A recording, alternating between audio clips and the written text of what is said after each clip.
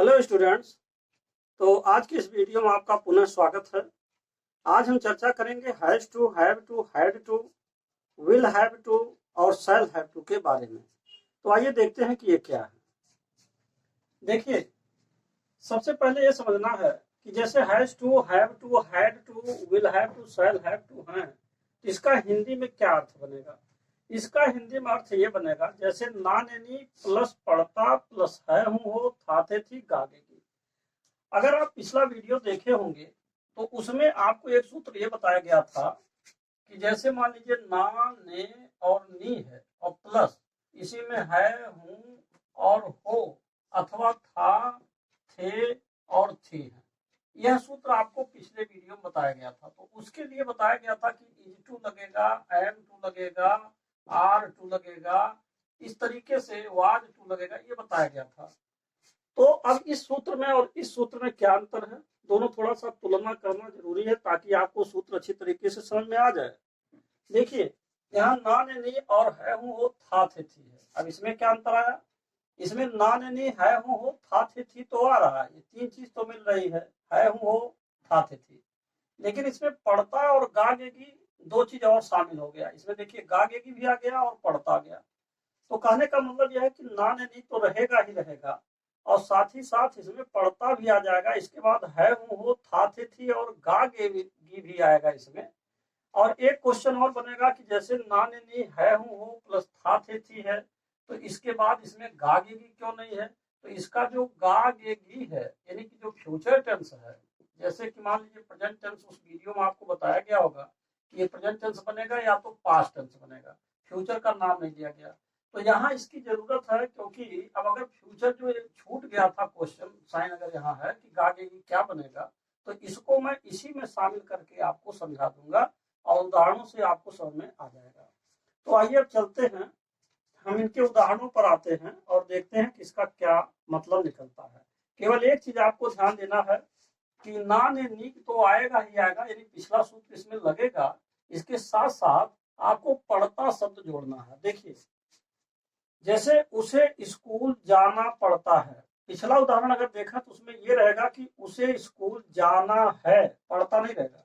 लेकिन इसमें देखिए पढ़ता है, यहाँ देखिए पढ़ता है, यहाँ पर नहीं करना पड़ता है, यहाँ पर भी आपका पढ़ता है शब्द आ गया। तो इस तरीके से आपको हर जगह पढ़ता शब्द मिलेगा। तो अगर ऐसा आ रहा है तभी आप हैज टू इसमें कोई लगाएंगे। अब एक चीज और समझना है कि जैसे मान लीजिए हैज टू, हैव टू और है, दो लोग हैं, हैज टू और हैव टू हैं, तो इनको आप प्रेजेंट टेंस में इस्तेमाल करेंगे।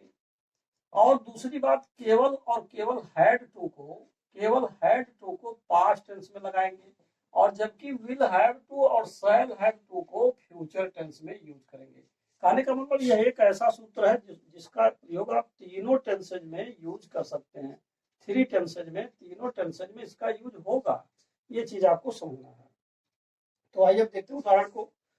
जैसे मान लीजिए पहला उदाहरण है कि उसे स्कूल जाना पड़ता है, तो उसे की अंग्रेजी आप लिखेंगे ही, और ही लिखने के बाद इसमें से हैज टू लगाना है। देखिए, प्रेजेंट के लिए हैज टू और हैव टू में से कोई लगाना है। तो जैसे कि उसे आ गया, उसे की अंग्रेजी ही होगा, तो ही के अनुसार has to go to school हो जाएगा।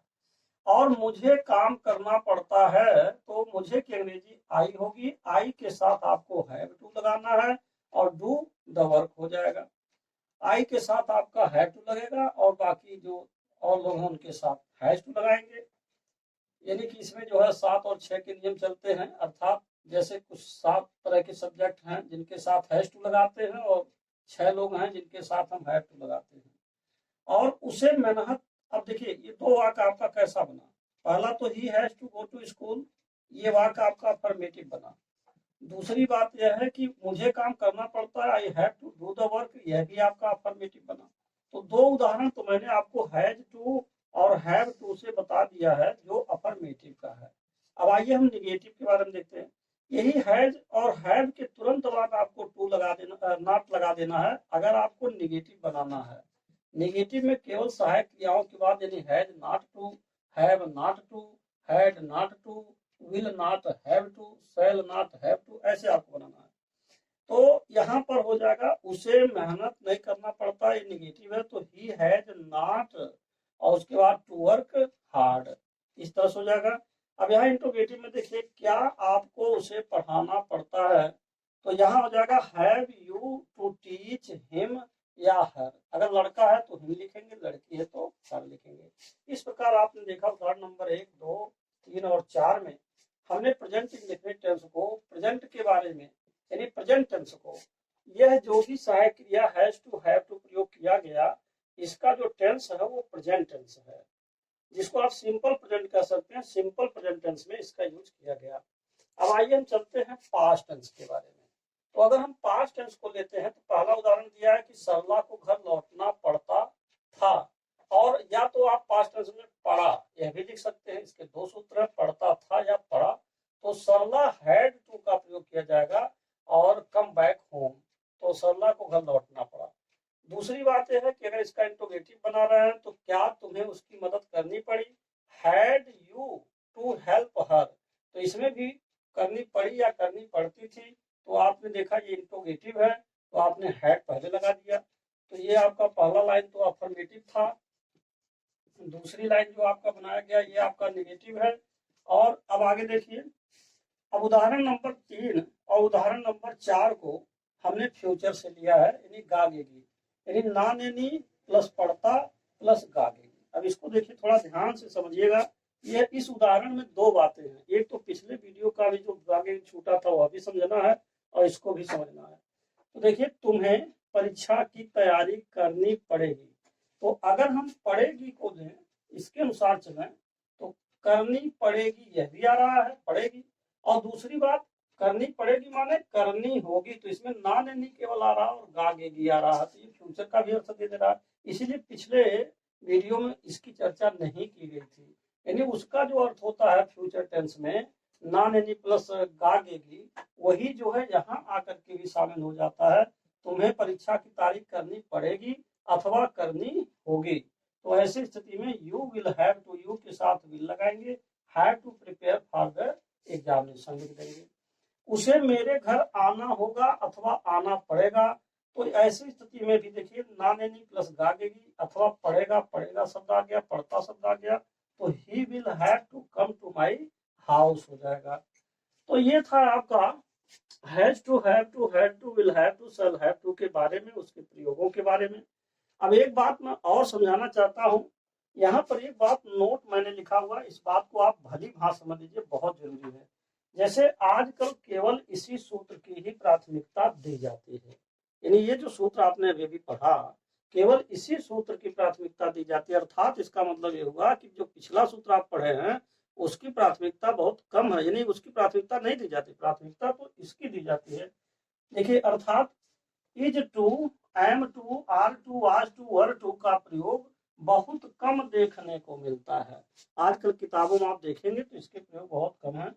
अब सारांश आप क्या समझेंगे, सारांश यह है कि जैसे नियम तो यही है कि अगर पढ़ता शब्द आए तब तो आप इन सूत्रों का प्रयोग करिए, जो भी यहाँ पर सूत्र दिए गए हैं इनको लगाइए आप।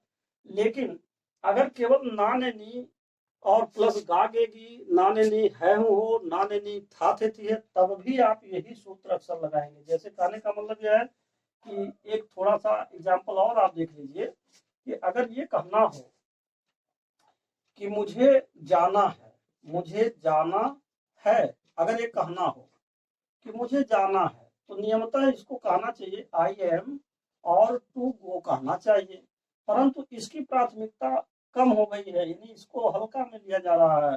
अब इसको क्या कह रहे हैं, I have to, I have to go, मुझे जाना है। अब मुझे जाना है तब भी आई हैव टू गो, और इसी में आप कह सकते हैं इसका दो अर्थ देगा। क्या क्या अर्थ देगा, पहला अर्थ देने लगेगा कि मुझे जाना है, मुझे जाना है, और ये आपका पहला अर्थ मान लीजिए हो गया। और दूसरा अर्थ भी ये हो जाएगा कि मुझे जाना पड़ता है।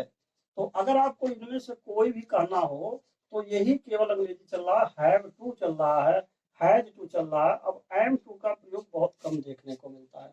यही मेरा यहाँ नोटिफिकेशन लिखने का मूल मकसद था, जो मैंने आपको समझाया यहाँ पर। तो ये चीज ध्यान रखेंगे। वैसे नियमतः ग्रामर के हिसाब से अगर देखा जाए तो सूत्र आपका यही है कि अगर पढ़ता शब्द आता है तो आप इसको लगाइए, और अगर ना नहीं प्लस है हूँ वाला सूत्र आ रहा है तो पिछला लगाए।